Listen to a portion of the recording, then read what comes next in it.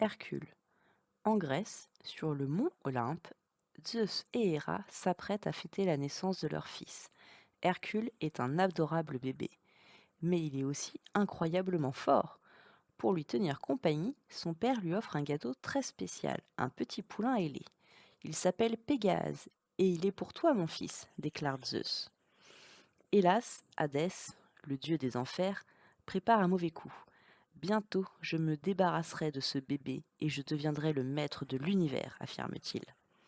Sur ses ordres, ses deux complices, Peine et Panique, enlèvent Hercule, l'emmènent sur Terre et lui font boire une boisson empoisonnée. Par chance, un vieil homme et son épouse arrivent juste au bon moment.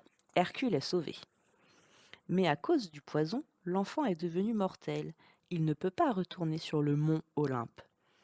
Hercule devient un jeune homme aussi fort que maladroit. Un jour, il détruit la place du marché sans le faire exprès. Les villageois sont furieux. Ce garçon ne fait que des bêtises, hurle l'un d'eux. Hercule ne se sent pas à sa place au village. Le voyant triste, ses parents adoptifs lui montrent le médaillon qu'il portait lorsqu'ils l'ont trouvé. Il y a le symbole des dieux dessus, lui explique-t-il. Le jeune homme décide alors de se rendre dans le temple de Zeus. Il y trouvera peut-être des réponses à ses questions. Tandis qu'il prie au pied de l'immense statue, représentant Zeus, voilà que celle-ci prend vie. Au secours, s'écrie Hercule en s'enfuyant. Eh, un temps un peu, fiston, lui dit Zeus. Le garçon n'en croit pas ses oreilles. Alors comme ça, il est le fils d'un dieu? Zeus lui explique ensuite que pour retrouver ses pouvoirs, il devra prouver qu'il est un héros. Hercule commence les entraînements avec l'aide de Philoctète. Travaillant nuit et jour, il progresse vite. Un matin, le jeune homme sauve la belle Mégara des griffes d'un centaure.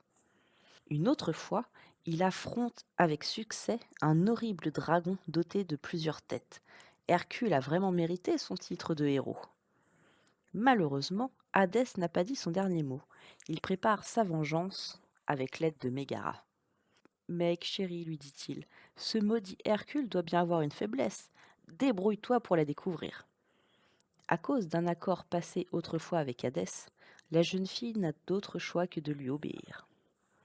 Peu après, Hadès apparaît avec Meg enchaînée. La faiblesse d'Hercule, c'est elle. J'ai un marché, propose le dieu des enfers au jeune héros. Si tu renonces à ta force pour une journée, Meg sera libre et je la protégerai de tout danger. Une fois le pacte conclu, Hercule découvre que sa bien-aimée l'a trahi et Hadès libère les titans, les pires ennemis des dieux. Hercule veut les combattre. Oui, mais voilà, il a perdu sa force. Grâce à l'aide de Meg qu'il aime sincèrement et au conseil de Philoctète, le héros retrouve courage.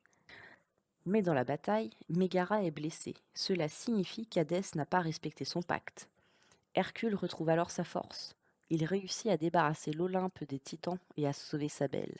Grâce à ses incroyables exploits, il devient un dieu. Il ne lui reste plus qu'à couler des jours heureux auprès de Mégara. Fin.